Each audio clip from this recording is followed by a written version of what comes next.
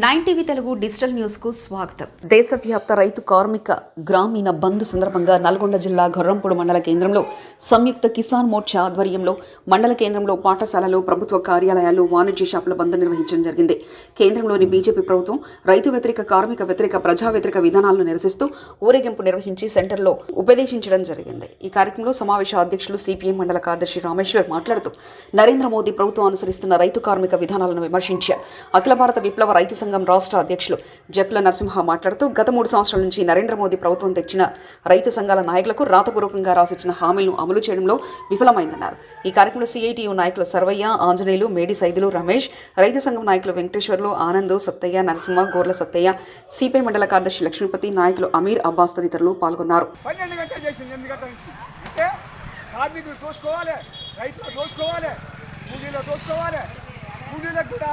రోజుకు 370 రూపాయలు అంటుంది. 370 రూపాయలు కొట్టి పెంచినటువంటి నిత్యావసర ధరలు, డీజిల్, పెట్రోలు, గ్యాసు అన్ని రకాల డిఏపి 28 ఇలా కూడా పోతే కాంగ్రెస్ ప్రభుత్వం 2010లో 484 ఉన్నటువంటి డిఏపి బస్తా ఈ బీజేపీ ప్రభుత్వం, కాంగ్రెస్ ప్రభుత్వం 50 చేస్తే బీజేపీ ప్రభుత్వం 1718 250 రూపాయలు ఉన్నటువంటి పొటాషు ఈరోజు 18 రూపాయలు అమ్ముతుంది. అంటే నరేంద్ర మోడీ ప్రభుత్వం ఎంత దోసుకుంటుంది? 50 రూపాయలు, 70 రూపాయలు ఉన్నటువంటి పెట్రోల్, డీజిల్ ఈరోజు 30 రూపాయలు అమ్ముతుంది.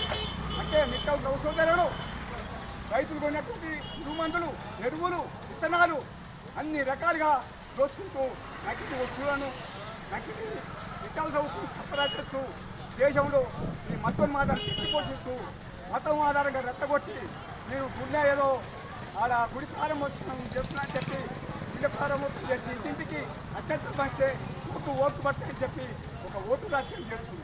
వేల కోట్ల రూపాయలు గుడికి ఖర్చు. ఇక్కడ గతంలో కేసీఆర్ కూడా ఈ గుళ్ళ పేరుతోటి రాజకీయం చేసింది, యాగాలు చేసింది.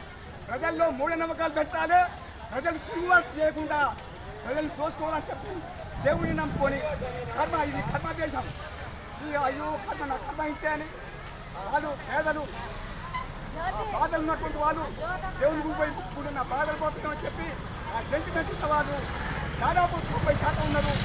ఇళ్ళ కొద్ది పోయి ఆ గుండె వేసేటువంటి ఆ రోజుకు 1 కోటి రూపాయలు వేస్తున్నారు. ఆ 1 కోటి రూపాయలు చూస్తున్నామని చెప్పి ఈ రాజకీయం జరుగుతుంది.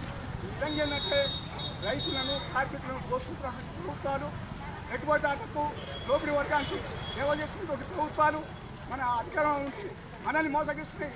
దేశం వేగంగా అభివృద్ధి చేస్తున్నట్టు వందే భారత్ రైలు వేసినప్పుడు, వందే భారత్ రైలు నల్లగొండకు మన మామూలు రైలు 70 రూపాయలు ఛార్జీ. ఆ రైలుకంతా 475 రూపాయలు. అంటే 475 రూపాయలు పెట్టి మనం పోతామా? ఎవరి కోసం? సంపన్నుల కోసం అర్థం చేసి వందే భారత్ రైలు సంపన్నుల కోసం.